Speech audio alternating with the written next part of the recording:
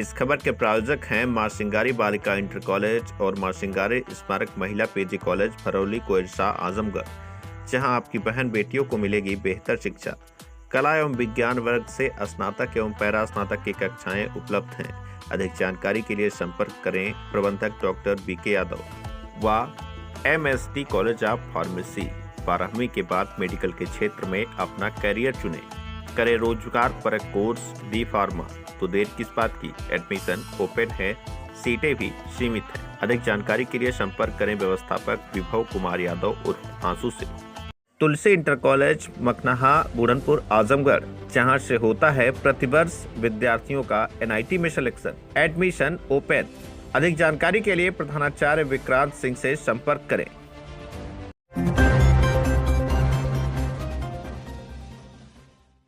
घोसी नवनिर्माण मंच के संस्थापक बद्रीनाथ ने रविवार को मोहम्मदाबाद गोना कैलेंडर तिराहे पर एक प्रेस वार्ता कर होने वाले लोकसभा घोसी के चुनाव को लेकर उन्होंने कहा कि बाहरी और निरंकुश तत्वों का बहिष्कार करें, क्षेत्रीय मुद्दों पर आधारित क्षेत्रीय सांसद को स्वीकार करें। उन्होंने इस प्रेस वार्ता में अभी बताया कि घोसी नवनिर्माण मंच लोकसभा चुनाव में प्रत्याशियों की बाहरी और निरंकुश लोगों के खिलाफ चौथा विकल्प है और यही मंच ही घोसी का भविष्य बनाएगा। आज कई वर्षों से हमारे लोकसभा एवं विधानसभा के विधायक व सांसद जितने भी रहे हैं वह सब बाहरी रहे हैं। यह सब सांसद और विधायक जीतने के बाद एक भी क्षेत्र के विकास का कार्य नहीं करते हैं, जिससे हमारा घोसी लोकसभा क्षेत्र पूरी तरह से विकास कार्यों से अछूता है।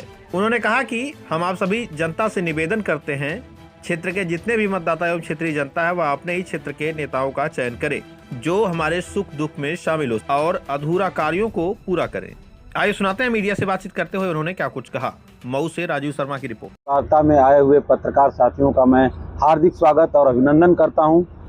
मोहम्मदाबाद गोहना की धरती पर एक शुभारंभ होने जा रहा है आज, और जो राजनीतिक हालात हैं इस लोकसभा क्षेत्र में, जो दुर्दशा है, उस दुर्दशा के उपाय के लिए हम लोगों ने अपने कोर कमेटी की बैठक बुलाई थी कल।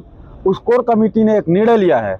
उस निर्णय के मुताबिक जो जनता को विकल्प देने की बात आई है उसमें हमने ये तय किया है कि इस बार घोसी की जनता के लिए घोसी नवनिर्माण मंच एक चौथा विकल्प देगा, क्योंकि इन तीनों निकम्मे लोगों से जनता का कोई सरोकार नहीं रहा है।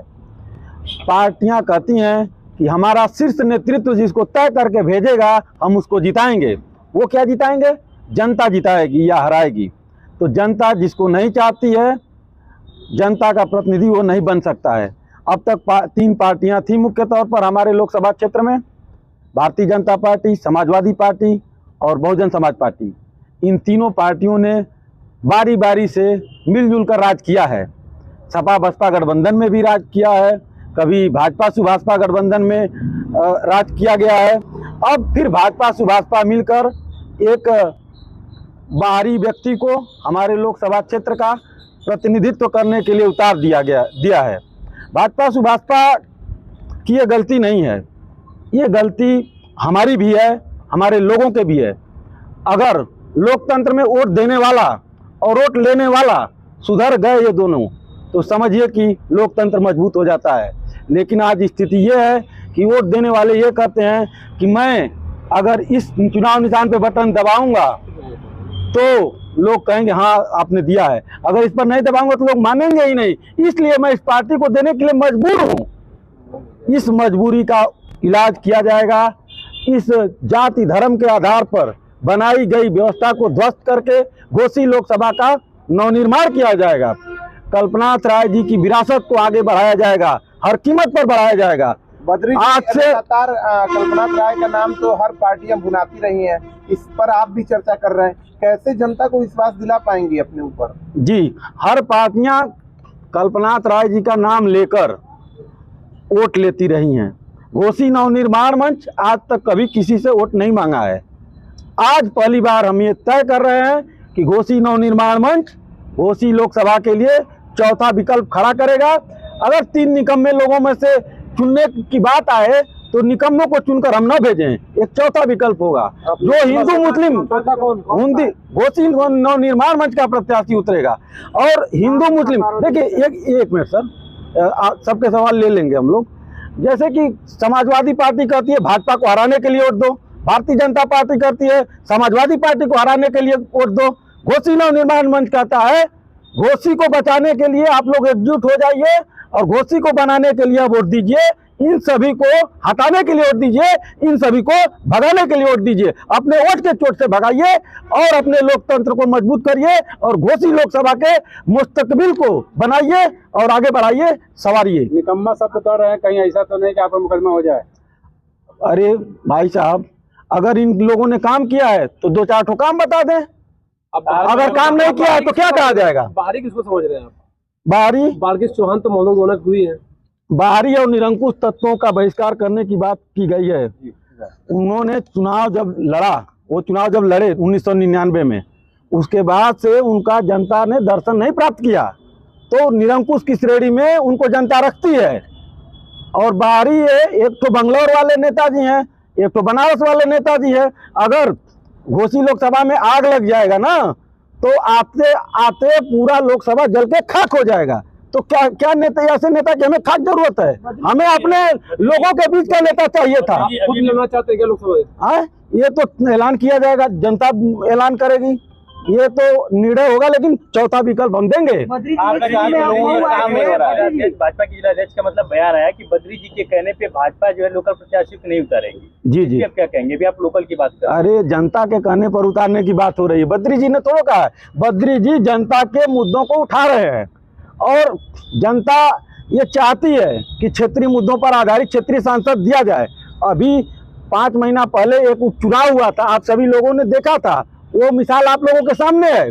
उसमें समाजवादी पार्टी ने कहा बाहरी भगाओ, घोसी बचाओ। आज उसी पार्टी ने कहा है बाहरी बुलाओ और भव्य स्वागत कराओ। तो ये क्या है? रिमोट कंट्रोल से चलेंगे हमारे लोग? समाजवादी पार्टी कहा कि तहसील में और कहीं भी प्रशासनिक स्तर पर काम नहीं हो रहा है, वाकई नहीं हो रहा है, आपको भी लगता है?